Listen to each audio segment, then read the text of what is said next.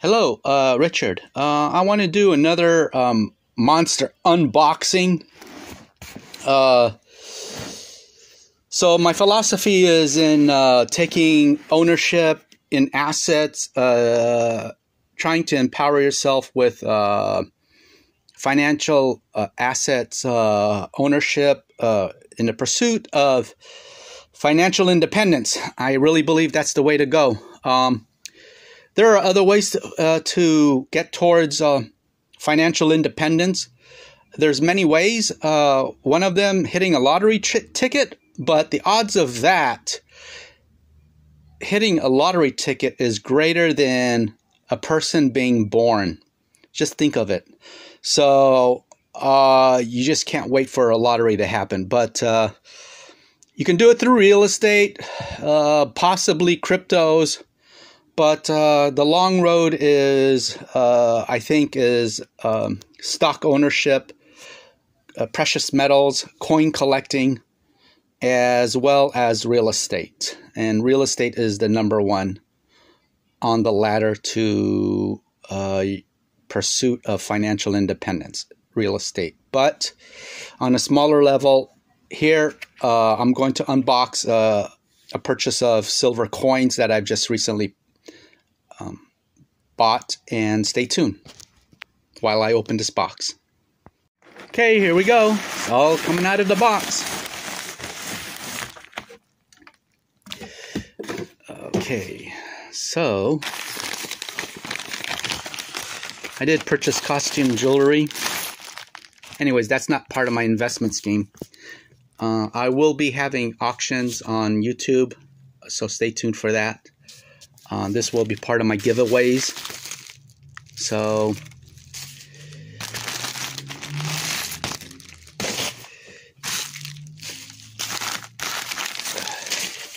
this is I'm going to open this package.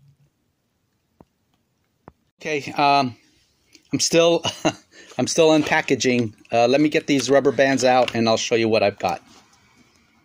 Okay, so I purchased this box online, and what I have here are some stone earrings. Very beautiful set. Very heavy stones. I do not know what they are. They could be tourmaline, but they're very pretty. And let's see what else I've got going on here. Okay, let's see. Okay, so I'm into Morgan dollars.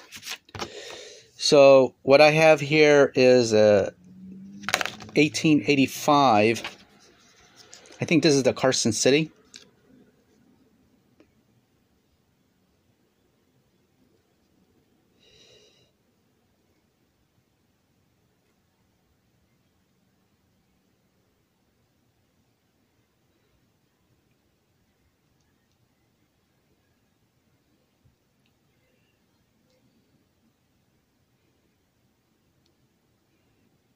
Yeah, it's a Carson City. Almost uncirculated. Anyways, I'm going to, I love Morgans. And I'll share with you my philosophy a little bit later. But let's go through what I've got. I've got a 1937 Buffalo nickel. And this is in great condition. It's got hairlines, feather. And basically, I'm hoping to get lucky coming across a 3-legged or a 5-legged buffalo. With the newer buffalo coins on the state quarters, collectors are looking for the spear. There's a spear-headed buffalo, which is very, very valuable. I think it's over $10,000 if you can get your hands on that. And I'm looking over this thing here and just don't have my loop. Okay, so moving on. I have a 1943 steel pennies.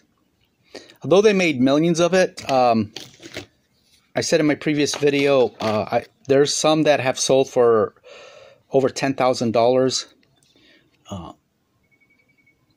auction sites. The attributes to those that sold that much, I just don't know, but they're in really, really pristine conditions. And here's another 1934 Buffalo nickel.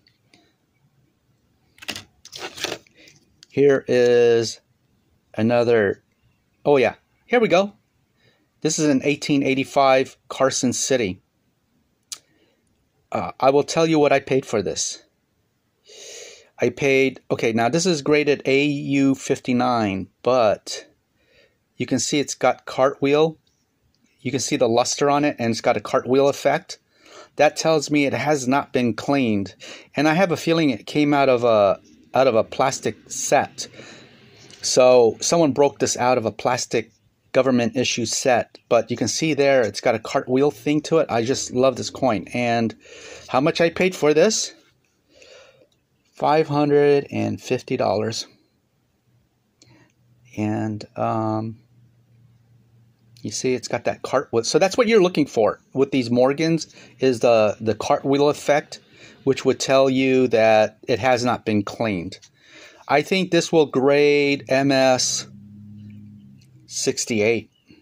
You can see all the, everything is there. The hairline, look at it, the detail of it. All the rims, the field, everything. There's no scratches or whatsoever. So I'm going to send this off to grade. I will do a video on that, and we'll stay tuned for that. Subscribe to my channel, hit the like button, leave a comment. If you see anything you like, you want to purchase, leave it in a comment. I do respond. Another steel penny. Okay.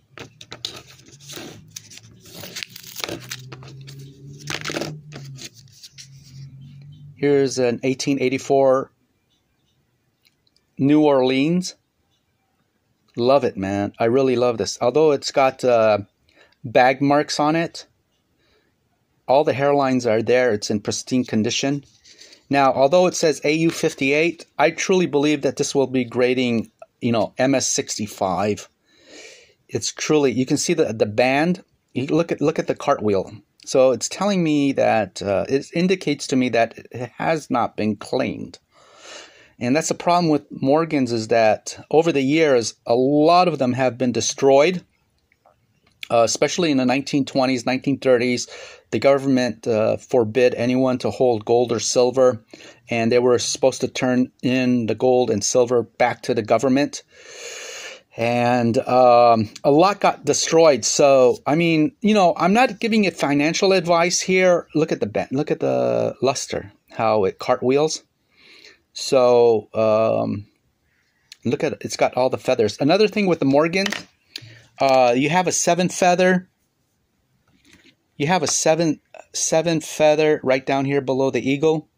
You're looking for a 7 or an 8 feather.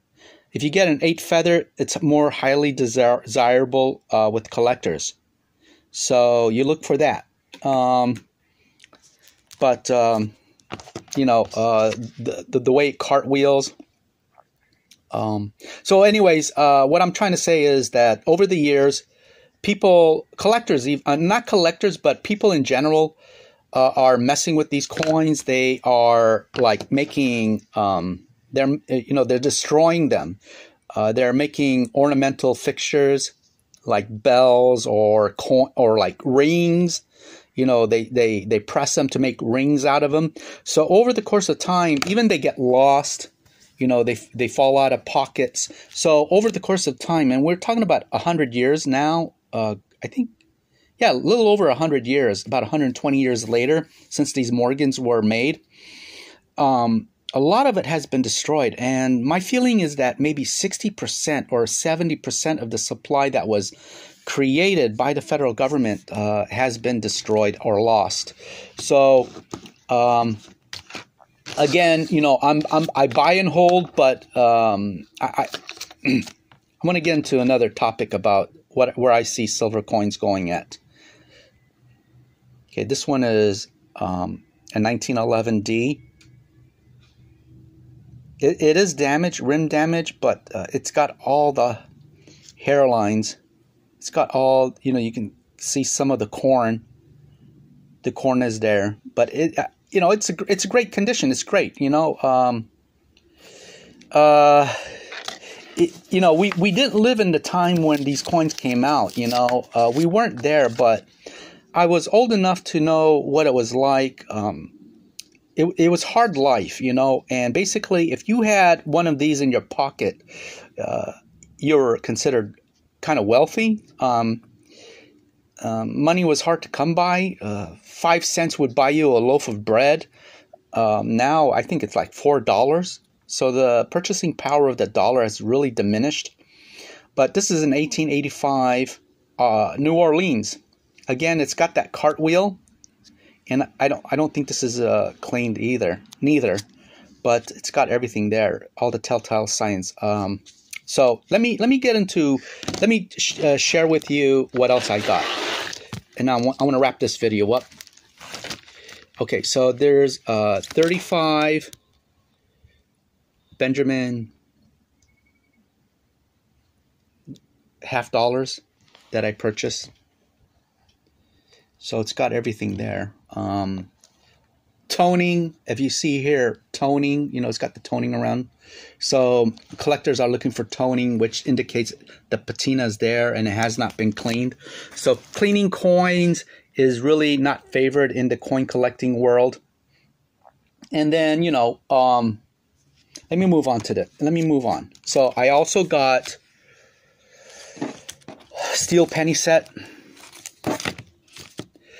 World War II steel penny with the stamps, with Franklin Roosevelt stamp.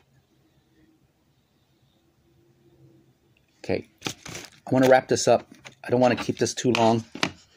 I've got a 2013 Saskatchewan dollar and Kennedy half. And lastly, Ike's obsolete dollar coin collection. So anyways, that's a Susan B. Anthony there. Ike's. So get your hands on these. I think they're drying up in circulation and in supply.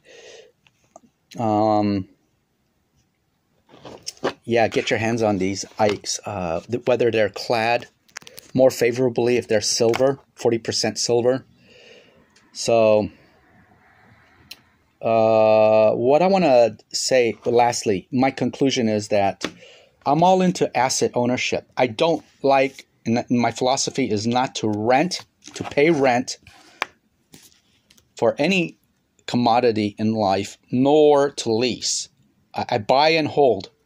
And so when you're renting or leasing, you're actually empowering other individuals getting rich. And you're not doing yourself a favor or a service to yourself. You really got to take ownership into assets to in the pursuit of financial independence. So saying that, you know, I will conclude this video and subscribe to my channel, hit the like button, and leave a comment. I do respond.